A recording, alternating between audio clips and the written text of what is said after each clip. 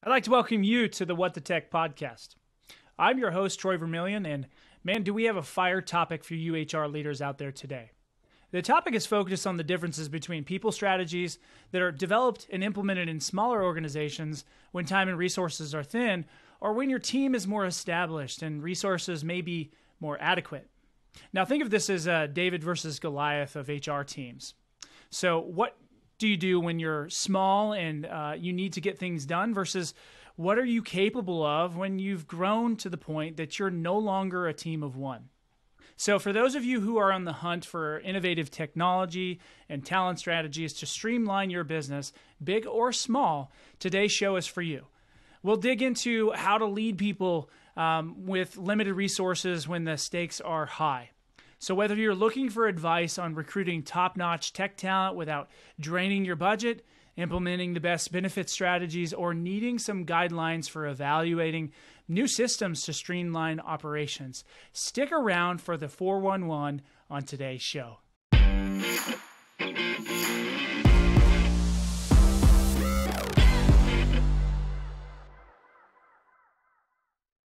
All right, my next guest is a true professional in the human resources field. She's the Chief People Officer for SmartWires and has an impressive 15 years of experience, along with 10 years in the tech and life sciences industries.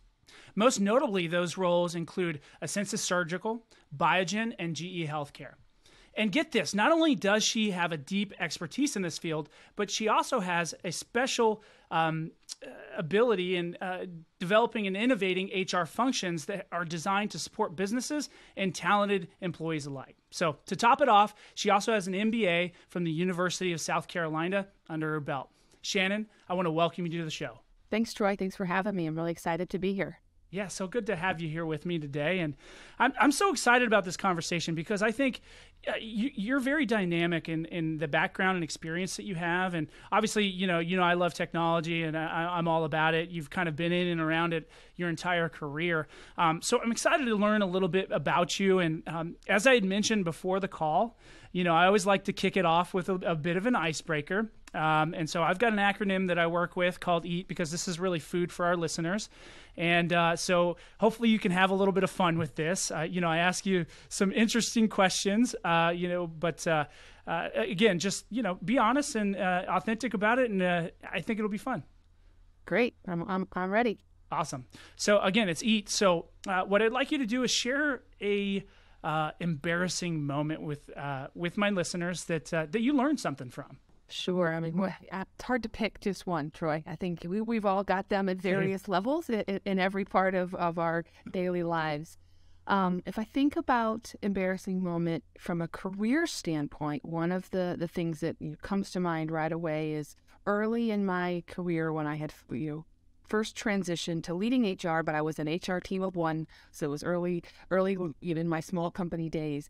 I had made the decision that I was going to change benefits brokers, and I was a space I didn't have a ton of experience in, come from big companies, and I felt like I wasn't getting what I needed from my broker, and I had found a new broker, and I did all the due diligence, and I did the research and the background, but the embarrassing part was when it came down to communicating, I didn't give my then broker time to respond, react. I just kind of dropped a bomb and said, okay, now I'm changing. See you later. And it just didn't go well. And I could have handled it so much better. And, they were shocked to the point where the president of the brokerage firm called my boss, our CEO, and essentially claimed that I was, putting the company at risk and I had made a terrible decision. And wow. It was bad. And what I learned was just, I should have and could have handled it so much better. But by just communicating and being more upfront, the end decision was the right decision, but I didn't give them the opportunity, mostly probably because I was afraid of the conflict. And so Sure. I just did all the research, but didn't give them an opportunity to respond. And so for me, it was hugely embarrassing because it was a lot of side back and forth and, questioning of me when ultimately I had made the right call. I just didn't handle it the right way. Right. Well, I think there's something to be said for, both making the right call, because if it's the right call, it's the right call, but also doing it in the right way. And I think when I was, younger, I had so many situations where I'm probably making the right call, maybe sometimes the wrong call, but there should be, kind of a process of making sure. And it goes back to your statement that we were talking about earlier about communication, right? How important communication is, even if you have bad news to relay to somebody, that you do it in the right way, right? Right. Yeah, awesome. Absolutely. Just gotta communicate. Yeah. What a good example.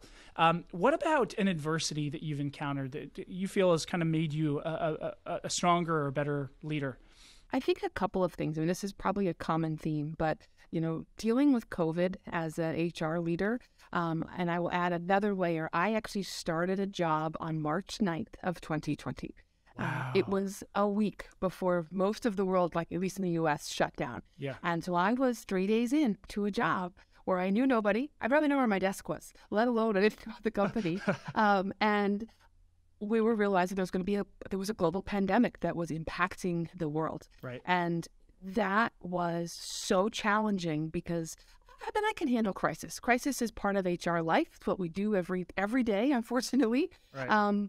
But this was a global crisis and there was no precedent. And I was having to learn my business, connect with my peers, and figure out a strategy that we could work with and lead from in a time when there was no playbook. And I had to, and I will tell you, I communicated so much in this regard. We communicated and we had meetings constantly. We sent out emails. We had all hands meetings. We had quick updates. We, trial and error. We asked for forgiveness. But I mean, leading a brand new, for me, a new company, I was at a new level. I knew nobody through an unprecedented pandemic was just complete chaos. But the team at that company was so thankful for how much we communicated and how much, even though we didn't always get it right, we told them about it. We were transparent and I learned probably so much from them on just how people just want to know what's going on and it's okay to make a mistake. Yeah, it is okay to make a mistake. You got to own up to it, as you mentioned. But nobody was prepared for what was going to happen, and for you to step into that, with 3 days notice before things really shut down, that's impressive. I think we all went through some adversity at that time, but I think that's a special kind of adversity. Like, now you've got to deal with a pandemic as the HR leader in an organization that wasn't prepared for that, probably. Probably didn't have a lot of the systems you would need to communicate, but you found a way. That's impressive. Yeah, we were 100% butts in seats every day at 8 a.m.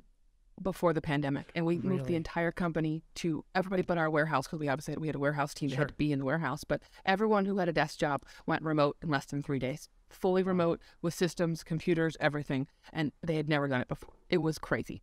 Holy cow. That's a lot. That's a lot. Well, it sounds like you did a good job kind of pulling them through that. Let's talk about a truth that you live by, something that you hold near and dear to your heart, that really drives and motivates, or again, this is about imparting wisdom to our listeners, something that you learned to live by that kind of reinforces that approach that you take. Sure, absolutely. One of my things that I say all the time, that I do a lot of mentoring and coaching in my world, both internally in my company and in some of the networks and organizations that I'm part of. And I have this funny saying that people kind of laugh at me, but I always say, tell the universe what you want.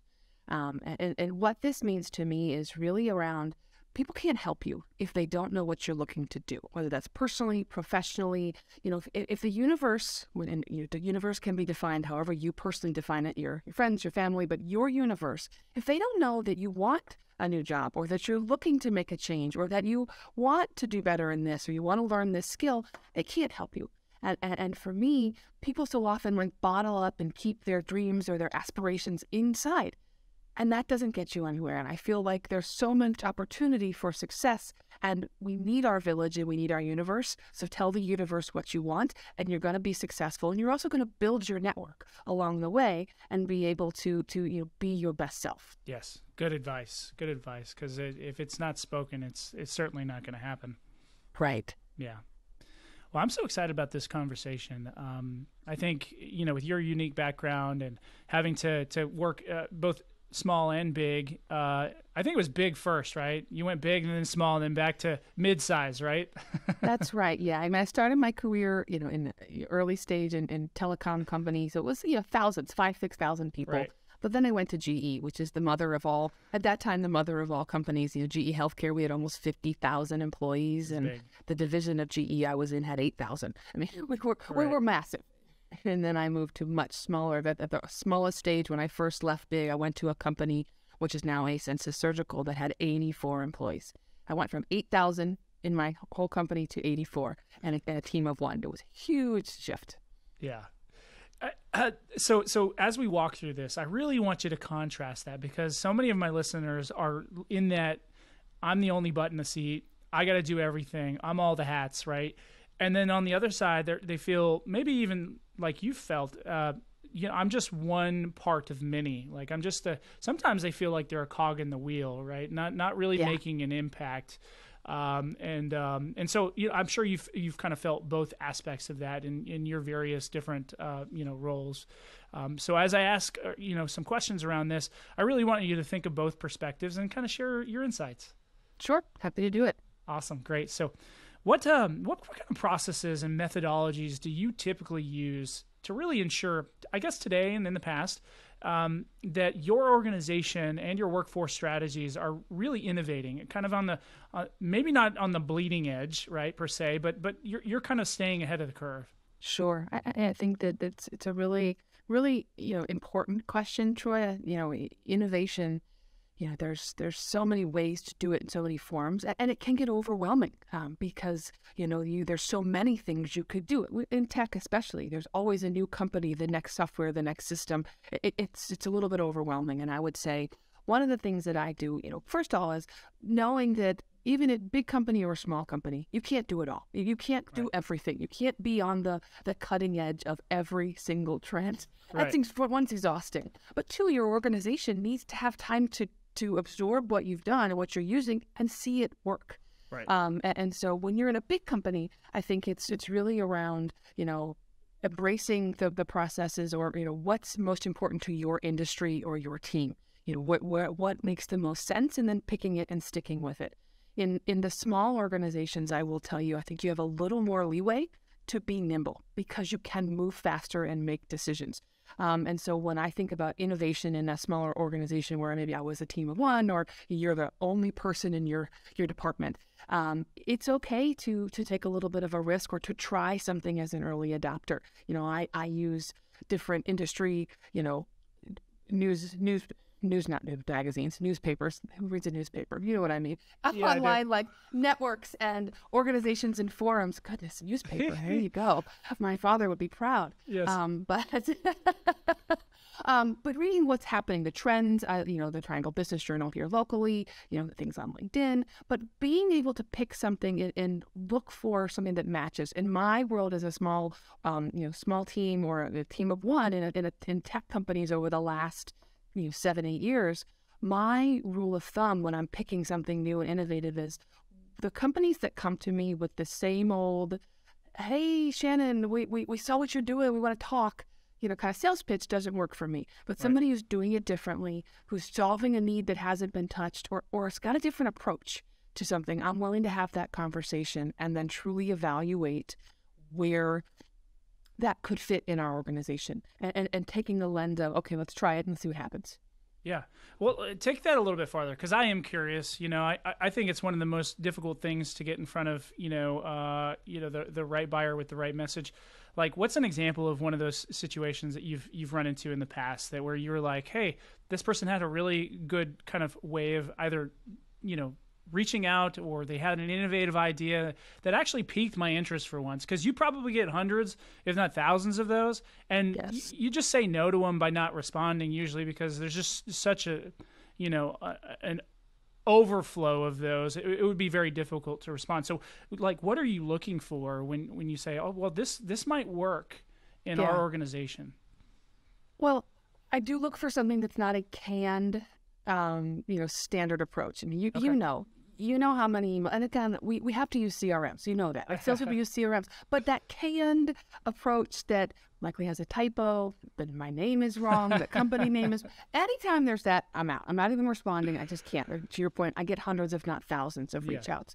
But when it's a more custom approach where they actually understand my business, they've made some connection that's not just, oh, I see you work at SmartWires. There's something a little bit more, or there's a tie to, hey, other HR leaders are focused on this. Are you interested? You know, one of the ones that sticks out to me, there's a company called Assemble, and they are compensation planning and pay transparency and equity across the pay spectrum. And there's a lot of companies that do comp planning, pay, all the things. Their approach, when they reached out originally, the founder reached out and just said, hey, Shannon, you know, is pay transparency important? I've noticed that you have this and this, and your diversity is in your diversity and equity is listed in your LinkedIn profile. And it was very specific on, would you be interested? We've got this really great tool. I'd love your feedback.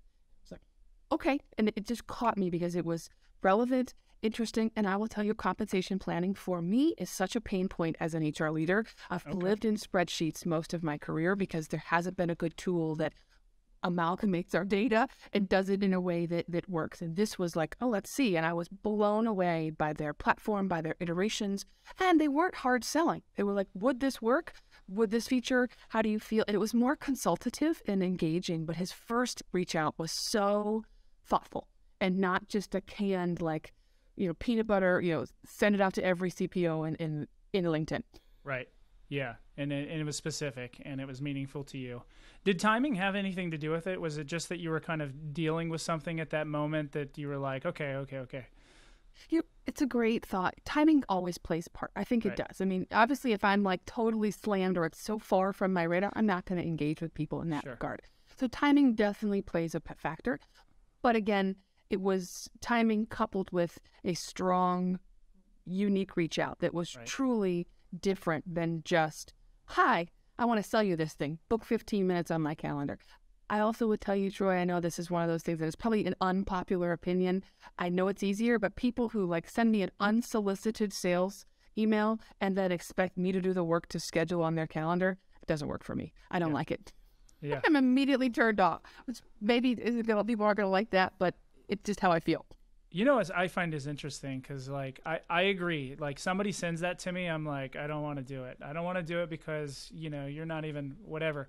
What I do typically when I'm trying to communicate with somebody, I'll present a couple ideas and then I'll say, but if it's easier, I can send you my calendar link. Because there are people I find that prefer the calendar link because, you know, it's hard to navigate our schedules nowadays. But I don't lead with that because I do agree, like, don't make me do the work for you. and I certainly don't propose to speak for everyone, but for me, especially in a cold reach out, I'm like, no, I'm not going to click on your calendar. I don't know anything about you. Sorry. Yeah, I don't trust that link either. Also, it could be spam. My IT team has told me I'm not allowed to click on anything, so I'm not clicking that unsolicited link. That's right. Not allowed to do it, you know. Well, that's funny. Well, so how do you, from a productivity standpoint, how do you kind of stay at the kind of leading side? Because as we talked, you can't always be at the forefront of everything, right? But, you know, there's certain things that are almost expected from employees. And, you know, dealing in technology and working with technology, there's just certain things that make sense. So how do you balance, like, everything that's available to you and really just pick the core ones that make the most sense for say SmartWires? You know, from my perspective, and again, SmartWires as a company, we're about 130 employees today. You know, we've been anywhere from like 100 to 200 over the past couple of years, so we've kind of ebbed and flowed. But in terms of productivity, for me, it's important. One, I connect with our business. I survey our people. I ask a lot of questions, and we get feedback from our team. What's important? Where's the business going? You know, how are you spending your time? You know, we have quarterly surveys of like pulse engagement, but I always throw in other types of questions that talk about, you know, where are they spending time or what's important. The other thing that I do that should be kind of, you know, standard, but I don't know that happens everywhere, is from an HR perspective, I'm really tied into our business goals. Like, what's our business objectives? You know, your HR strategy or your people strategy has to be directly linked and layered with your business strategy and goals. they shouldn't be two separate things, because otherwise they're not going to mesh, and it's going to feel like one more thing to do. If the HR strategy supports where the business is going, that helps to drive where you spend your time and your resources and your energy. From SmartWire's standpoint, when I came into the organization, we didn't have an HR system. We didn't have an HRIS. Really? We had 100 employees in like 8 countries, and we didn't have an HRIS. We had this terrible, it was like the master Excel spreadsheet. Talk about Excel spreadsheets. It had I think it had 40 columns, and so complex. It was, all this data was wrong. And I heard from the finance team where your people team can't get any of your data right, and people team to the finance team's terrible. There was all of this like anger and anguish. And so for me, right away, I said, we've got to get an HR system. 1,000%. We need an HR system.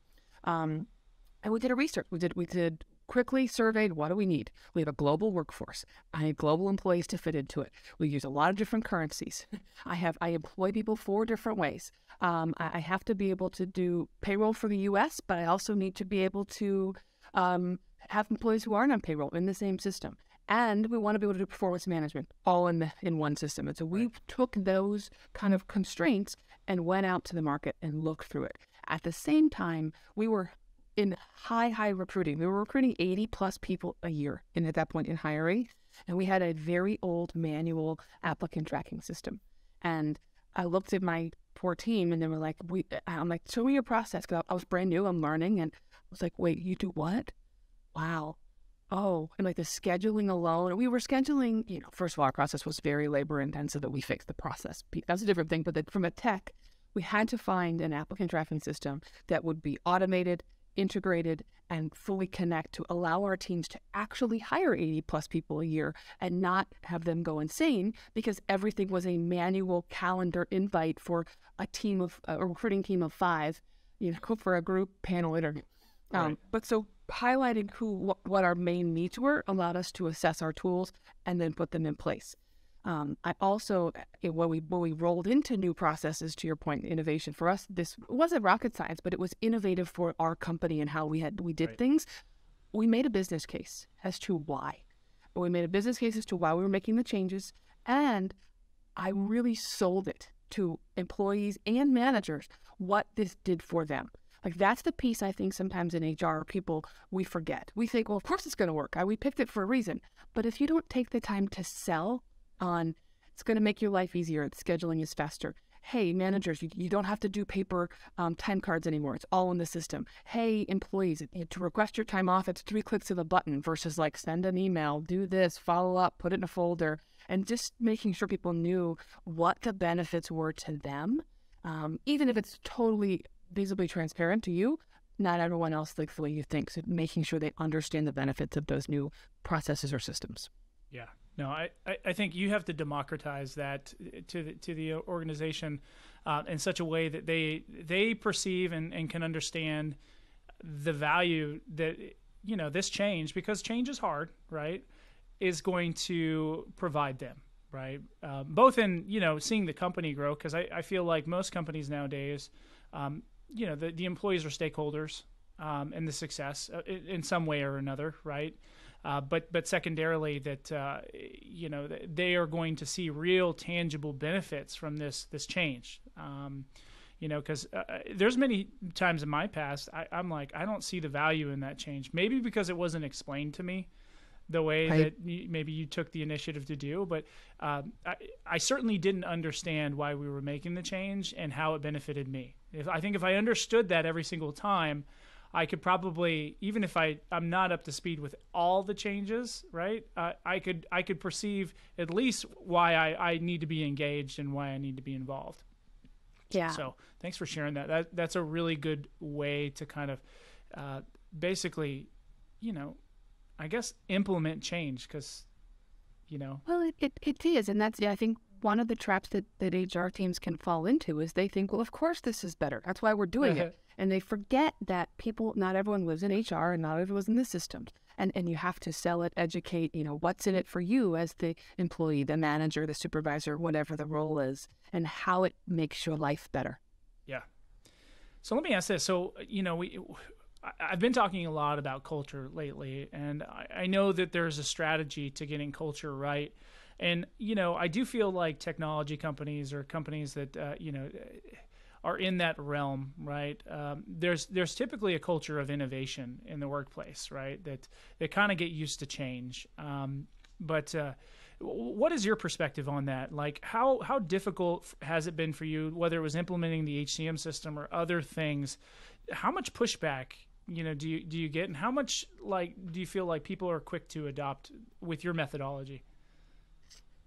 I think it totally depends. I think about, I've been in, this is the third company I've been in over the last almost 7 years. And it's been all tech, all high growth, various two tech. One was luxury retail, but we had some tech built into it. Yeah. But high growth, lots of forward thinking. There's definitely some innovation.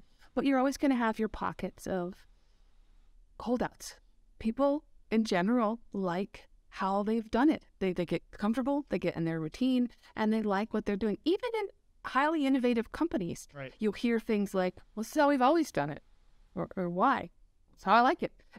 Those are very real statements. We're human beings. By nature, we like doing how we've done it. We follow what we've always done. Right. I think you always have pockets of your early adopters, your tech, your fast, and you have those who are not, who are going to be saying, nope, don't move my cheese. No. I like my paper form. I like this process. And it really, I think, just depends. I will tell you, at my current company, this has been different than other organizations. There was certainly an interest in innovation. They like to be, we are forward thinking. We're reimagining the electric grid. Our whole philosophy is kind of out there. We're doing something that no one else has done. In the same regard, people liked their processes, and everyone believed that, that they knew what was best. I've got a lot of people that think they have a future career in HR. And I had to figure out what was important to this team. I think that, whether you have people that are just totally gung-ho and ready, and if that's your company, welcome, good job. I'm impressed, because most of the time you got your holdouts, people who like the way that's been done or how they've done it in the past. But making sure you understand what's important to your teams. When I was at 𝗔𝗶ance Surgical, what was important to my teams was around, they wanted to be involved, but they also, were looking for making their lives better and how we fit into medical device and iteration. They wanted to go fast. So I was like, cool. That was what mattered, and I could show them fast movement. In SmartWires, what was important to this team is expertise and knowing that that you're learning from the best. And so I had to spend time actually in the beginning talking about my credentials, helping them understand why I deserved to make these decisions, why it was important. This was a group, we have very highly educated, lots of PhDs, and they wanted to know, like myself, my team, or any system I brought in, was it the best? And why were we picking it? Right. And so in not every other companies, they didn't care about that, but this one did. So I had to figure out what was important first, use that lens that may or may not matter to others to explain changes or explain why we were going to make that shift. I'm curious, in a company your size, I've heard a variety of different answers around this, but when you're considering maybe not just a small change like implementing like a pulse survey or something like that, but like a larger change, like how many people did you have to, as you say, sell within the organization on that change? Did you do a walk into offices and like what did that look like? I'm curious from your side. Well, I will tell you, when I first started with SmartWires, we didn't have an office because we were remote. We were moving across the country, and so I had people in eight or nine countries. So it was very much remote, but it was a big lift. And I will tell you, and again, a warning, the first thing I did, we didn't do that much people like pulsing and engaging. We just did it because it was so necessary, from my opinion. I just didn't have time. We were like, we changed the talent acquisition, the recruiting process. It was cumbersome. We were in a ridiculously unprecedented talent market, and we had to move faster. And I didn't ask. We just made the changes because, again, I was the expert, and my team, we knew what we needed to do. We changed. And people were angry. They were angry. And so I learned, still was the right call, but I learned. So then when we went to the HRIS, I did roundtables. I invited people. I had one-on-ones. I figured out who my biggest, loudest dissenters were for anything. And I went to them. I figured out who your early adopters were, and I went to them and used them to help communicate and engage in this process. What would you like? What would make your life easier? It was honestly almost exhausting to a fault because you spend so much time on that, get buy-in, but it was necessary because without it, like changing the recruiting process was okay and people got there. But we had a couple of people that just said, you guys have ruined this. We can't hire anyone. I'm like, well, the 50 people we've hired in the last 4 months would say differently, but okay. And so it can be almost exhausting, but it goes to your point, Troy, of you have to know what's important to people, but you have to talk. And whether that's in an office, in a virtual roundtable, walking down the hall, if you've got that ability, or just, all hands talking about it so people have heard it, or all of the above, because that's really what you need to do. So how would you and I'm sure you've got, some real objections to the change. Like, how did you convince people, or at some point did you stop trying to convince and say, okay, I'm not going to please everybody? There's a fine line. There is a fine line. And we have gotten to that point on a few things where I've just said, look, I appreciate some of our wellness programs. We have people who it's like they don't like what we've offered. And I have to remind them, well, this is the best we can offer based on the stage of the company where we are. Right. And early on, I was frustrated and I was a little bit offended because I was like, we've worked really hard to find a program for wellness that works for a global employee base. Sure. Most of them don't. Most are U.S.-centric or non-U.S.-centric. And we found something that worked. But again, you do spend probably an exhausting amount of time educating, finding your early adopters, having people who are loud, who are your most vocal. Listen, most of the time I have found in my career, people want to be heard. Even if you don't do anything with their feedback, just listening and saying thank you allows them to be less frustrated or angry about whatever the change might be. And it sounds so silly, but so often, and my team says this to me all the time, where they'll say, I had this call with so-and-so, and then I realized all they wanted was me to listen. To be heard. Yeah. Great. Then listen. What we'll do. And so there's an extensive amount of listening that has to happen. If you can incorporate the feedback, you should. And the one thing that I always tell people, and that I think we, again, other than salespeople do this really well. The rest of the organization doesn't do this as well. Remind people, tell them, you asked for this, therefore we did it. You said this, we did it. That's why we're doing this. Yeah, you got to take credit for it. Take credit for taking their feedback. We have salespeople are great. Hey, customer, you told us this, so we've done it this way. But other departments just say, cool, you asked for it, so I did it. Hit them back over the head with, this is a direct result of your feedback. Right. They forget what they asked for. Yeah. And so making sure you remind them what they asked for and what you've given them helps. But it is okay at some point to say, I have a department to run, with a business to move forward. I can't spend my time looking for 100% employee satisfaction with every process. Now, if 10% of your employees like your process and 90% don't, that's a problem. But if you've got a really good majority of people who are on board, you're going to have to let it go and let people explain, educate. I hear you. However, for my point was, we're an early stage company that does not profitable yet. I can't afford to spend thousands of dollars on every employee on gym reimbursements for the year. It's just not available. Right. So a web-based app that's on demand, that has wellness focus and mental health support, is what we went with for this year. Right. If it doesn't work for you, I'm sorry. That's what was the best for our overall global employee population. Yeah. Yeah, and then sometimes there's those competing, things within an organization where you still have to stay profitable, or you still have to kind of do the work, but you're trying to appeal to the greatest number of people in a way that's meaningful to them, right? So, I think one of the biggest challenges that both small and large have is communication. And I know in my realm, the world of benefits, I'm curious, when you make changes, like the wellness program that you put together, right?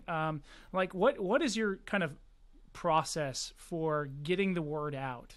It's a great, it's so important because there's no, I don't know there's a right answer, but there's definitely a wrong answer. Right? How to, which is going back to my first question you asked me, embarrassing communication. We made a big change to our benefits. I will share that, before I joined, we were in a PEO model. So it's a professional employment organization, and we covered 100% of benefits for all employees and their families. That's for a an lot. early stage company that was not profitable, it was kind of insane. We just couldn't afford it. It was absolutely something that was not sustainable for as we grew, as we kept going. And I had to make a huge shift. One, we went out of the PEO, which meant that we went from 26 plan options to 2. Oh, wow. And people had to start paying for them. So huge shift. I will tell you, Troy, I communicated very early, very often, and in every format I could. So we said it out loud in town hall. We're making this shift. Here's what it means. Sending you an email with more data. We're moving out of the PEO. It's a business decision. We were going to save it was $750,000 we were going to save a year in costs for this. And then I said, not to mention the benefits, in additional benefits. And so it was educating, explaining the business, talking about growth, and then sending it an email.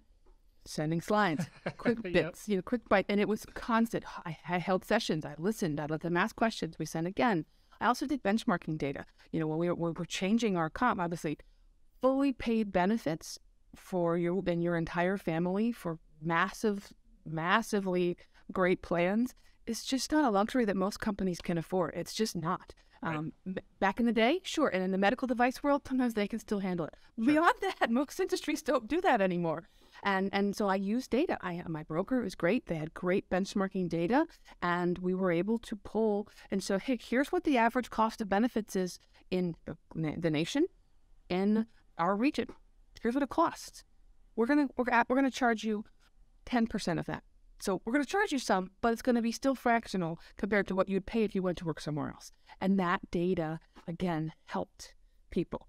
Didn't make everyone happy. People were still frustrated, but we did the best we could to give them the data and to explain how we had to do it. But I probably talked till I was blue in the face. I sent 100 emails, posted on our Slack channels. I talked in our all hands meeting, like so many. And then I also had our leaders communicate. Our CEO, he communicated, and other leaders communicate. So it wasn't just an HR initiative. Right. Yeah. So you're not all the bad lady, So that's good. So on the flip side of that, or when it's kind of the dust had settled, like, do you feel like people are in a good place like now? Like, did it take a while? Did it take a few months before it settled down, or a year, or what was the kind of the end result there? It definitely took a little bit of time. We made this big shift at the start of 22, and there was definitely some rough edges in early 22. The first time somebody in California who used to had an HMO went to the doctor and they were like, "What do you mean I have to pay?" So it's like, yes, I understand. And so again, listening. It was about listening. It was a communication to say, I hear you. I get it. I'm sorry that this has adversely impacted you, or at least from your perspective. Yep. As a business, we had to make this decision to allow us to move forward. So, I get it. Have you thought about this? Here's another way. And we also offered some alternatives. We said, additional, prescription medicine, good RX and other things that are not insurance but are support. And here are other things we can offer you. And hey, telehealth, it's free on your plan. So just use that instead. So just educating on alternatives. But it was the first probably quarter to half of 22 was challenging whenever someone had a benefit issue.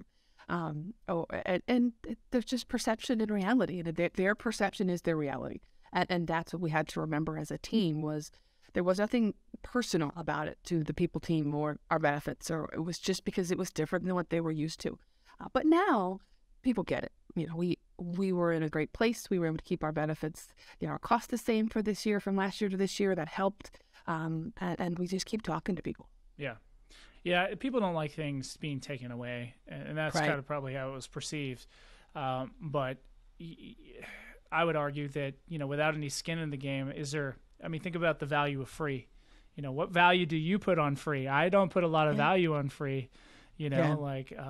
because, you know, I'm not feeling the pain of what it actually costs. And so like the cost share thing, I know it's debatable, but I've had plenty of founders tell me, like, I want to cover 100%.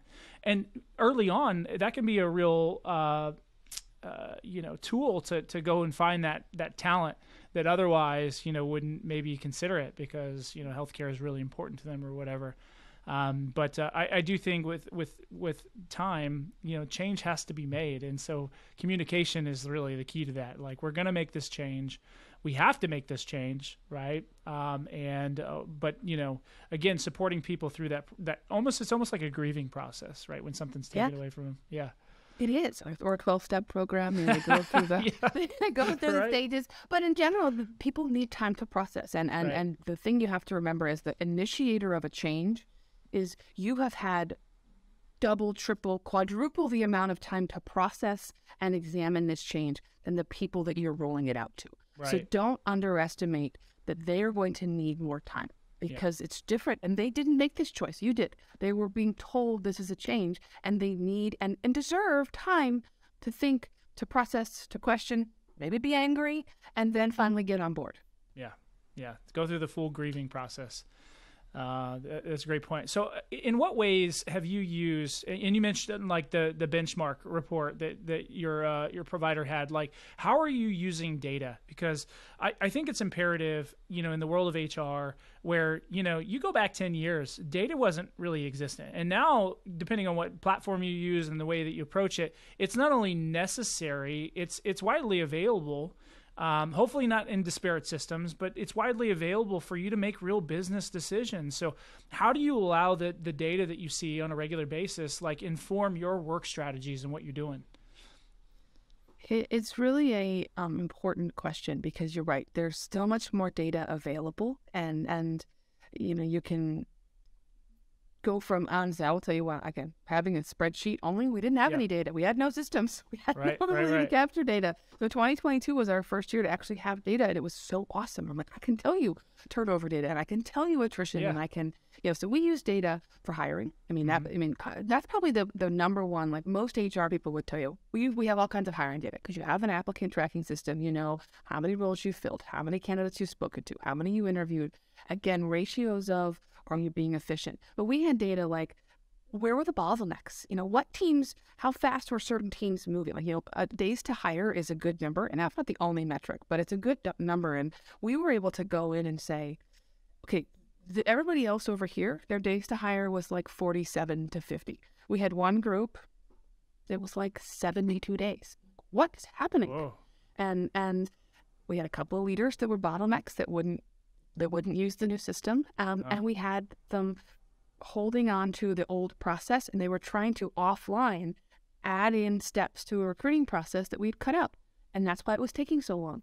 But the data showed us, okay, what's this anomaly? Everybody else is really kind of, you know, flowing about the same number. What is happening here? And we dug in, we could see, okay, your panel interviews of 8 people can't get scheduled because people are too busy. That's right. 2. It's 2. Here we go. And hey, Mr. Leader, here's what we're going to do for you. We're going to help you here.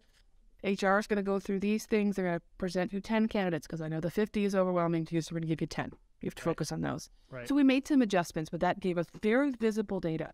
We use data for performance management, who's performing well, who's not performing well. We use data in terms of recognition. We have tracking ability for a recognition tool to be able to look at it. Pulse surveys, I told you that. We survey our teams every quarter, and we have traditional like engagement. We also have manager questions. How are the managers communicating? Do they have the information? Are they career focused? Are they having development opportunities? So we really use it across the board. I think the most important thing is to not only capture it, but again, promote and share it. Tell people, here's what we heard from you, or here's what we saw in the recruiting process. Hey, here's what we heard from the Pulse survey, or hey, this is, you know, hey, engineering, you know, every other group is using this recognition tool and you guys aren't. Why? What's happening? Right. We have 3 people who've made nominations over the course of 8 months. What's happening? And so it informs and it questions, but especially in a highly technical team, and I think, you know, to your point, in the tech world, data is so important. Mm-hmm. And it should inform and support everything you're doing. As an HR leader, I'm a gut person. That absolutely is who I am. It's the core of me. And most of the time I know my gut is right, but I also know that my technical leaders don't care about my gut. Right. They care about my data. So I balance that and make sure I come to the table. My gut is where I start, and then I use the data to say, look, my gut was right. Or not sometimes, but for the most part, I've done this long enough. My gut's normally pretty spot on. Yeah, no, that's a good way, because you have different, people that are going to have different expectations. And so I do think that the most quality HR people do, think a lot with their gut, because there's actually a lot of science to the gut. I don't know how much research you've done on it, but my wife has gone crazy on it. And I've been the recipient of a lot of that new information. I wasn't asking for it, but I got it. And it was really informative things about like how accurate the gut is because of what's going on in the brain and the body that is kind of affirming these things. And it really just goes back to kind of some of the primitive things that, make us human. But anyways, being able to support those hunches or the gut, right, with real data, it makes it easy for you to not only triage the problem, but also help to resolve and create solutions for those problems, right? And then, get people on board with that, especially if they don't think exactly the same way, right? Exactly. So I want to thank you for doing that. I always like to circle the conversation back to kind of a question that I like to get to. And,